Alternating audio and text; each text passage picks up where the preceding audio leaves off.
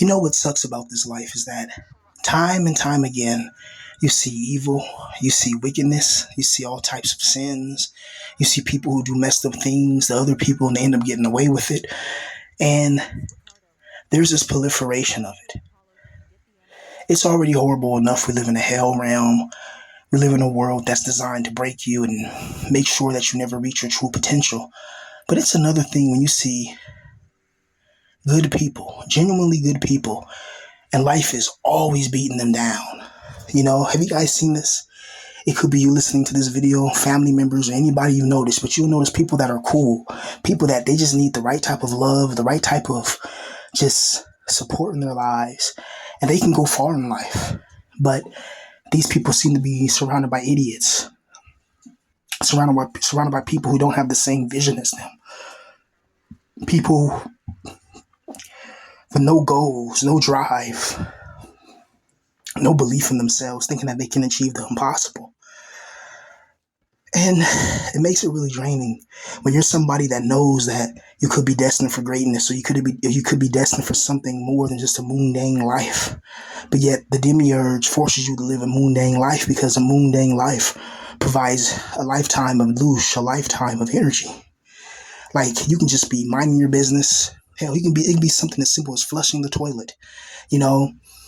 Let's say you were sick over the weekend or whatever, and you were flushing the toilet a lot, throwing up, whatever. And then the next thing you know, you're finna take a shower and you look and you see the damn toilet handle was broken off. You're like, damn. So you click it and it doesn't click. So you gotta lift up the damn thing. You gotta go inside the fucking toilet and you gotta look and see where to put the clamp back on and all that. Just little shit like that would happen, Or you find a shower area and it's like, damn, this is nice. There's no rust around here. The shower's all white. There's no rust. Then you start taking a shower there, and the next thing you know, rust starts to form. And it's like, wow, you got a brand new Xbox controller, and you're like, man, I'm good. Like, you're happy, you're enjoying your new game. The next thing you know, you start getting stick drift out of nowhere. Like, why is the stick drifting out of nowhere? Like, this is a brand new controller. This is an elite Xbox controller, and it still has stick drift. What? Back in the 360 days, we didn't have this crap like that.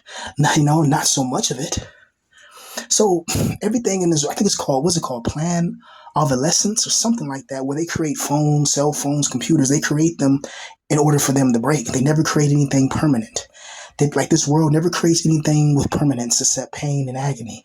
One thing that's guaranteed in life is death and taxes.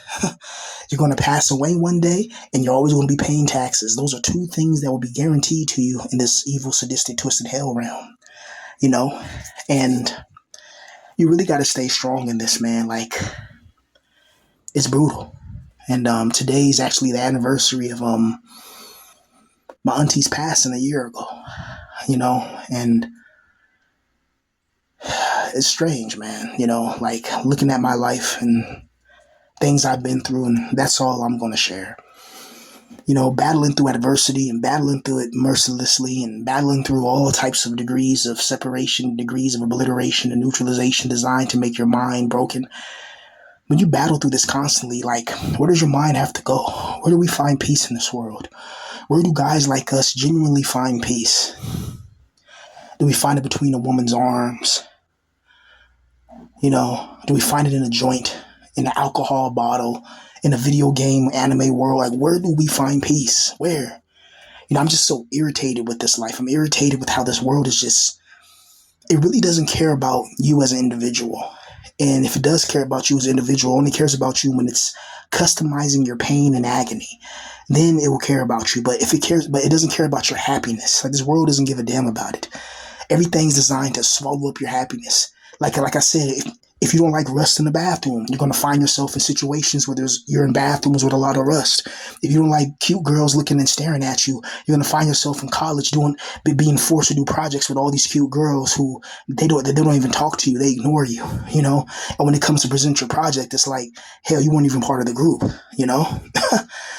Or be that situation where you be the only one doing all the work in the group, and the girls would be, just still rude and disrespectful to you, but you still get the project done, get everybody an A or get everybody a passing grade. It's brutal, man.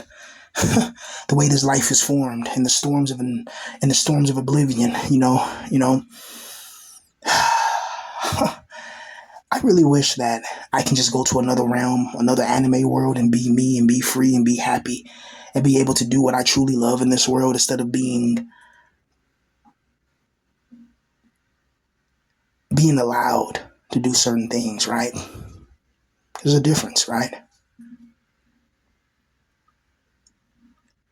Certain people in this world have it a lot better. Opportunities, attractiveness, money, power, success, things that a lot of us can only dream of and imagine. And a lot of us, we grew up in those rusty bathrooms and those two bedroom apartments or one bedroom apartments with like an entire family in there. You know, you gotta use the bathroom, but you gotta wait your turn. You know what I mean? Because this person can do that, person can using this, and then someone breaks the toilet and this, and then the shower's broken and that, and you got to go through this, and you ain't got no money for school. You ain't got no money for, you know. I'll I'll tell a real quick story. You know what? Actually, I'm not gonna say that. Fuck it. You know.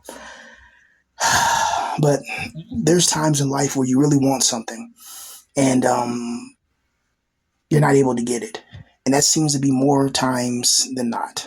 A lot of times, guys like us in this position, we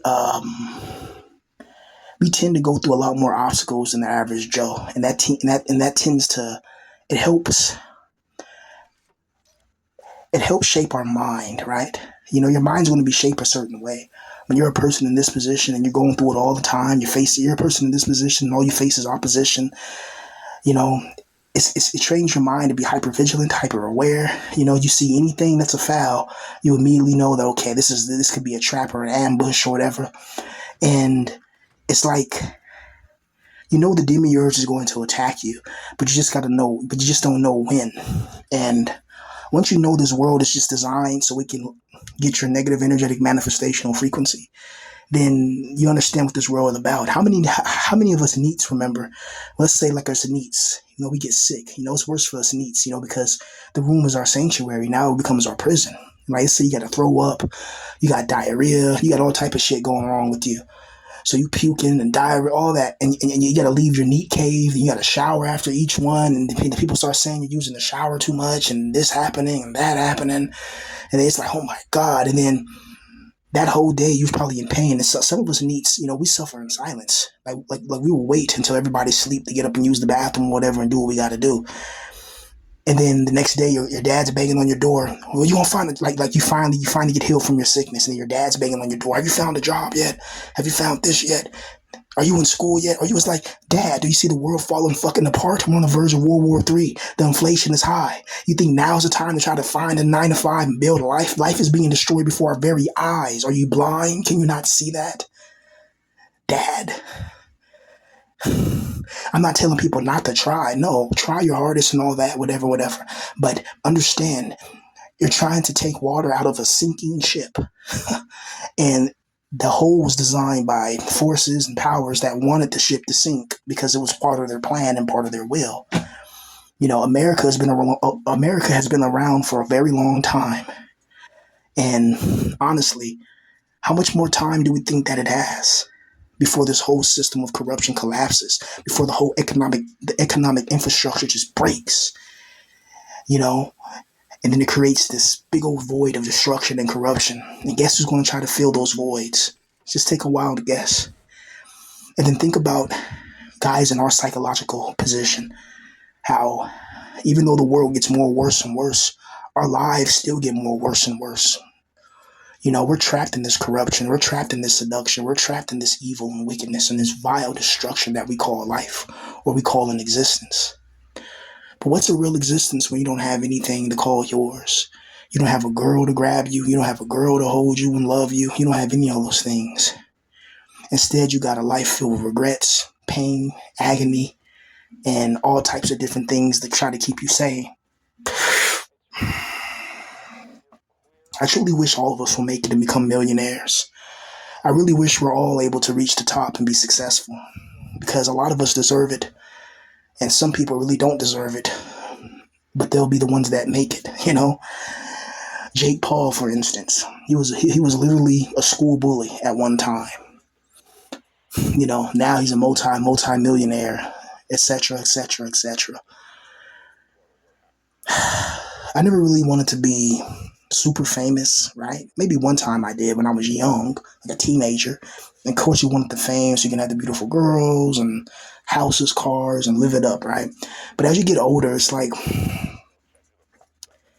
I'd rather just get paid doing what I love, and build a fan base up to a point where I'm not rich, but I'm not struggling, and I can do what I want for a living. I think that would be the perfect place, and I'm not really famous. Like people don't really know who I am or care to know. But just enough people care that they support my music and support my creative endeavors, like novels, books, animes, whatever I release, they support it, and I'm able to build a something out of my life. I'm able to turn my natural raw inclinations and propensities and talents and attributes into something of monetary gain and try to create some type of economic stabilization and acceleration so I can end this cycle of depression, so I can end this evil rot inside our souls that we have. There's just too much pain in this world for it to be a legitimate, loving, caring place. Like you can have some food, right? You can have some loaded nachos or whatever you want, but you're gonna have to poop that out. So right now it looks good, it looks tasty, but you're gonna have to use the bathroom, and it's gonna, and that whole process is disgusting, right? So you see how the demiurge creates his worlds?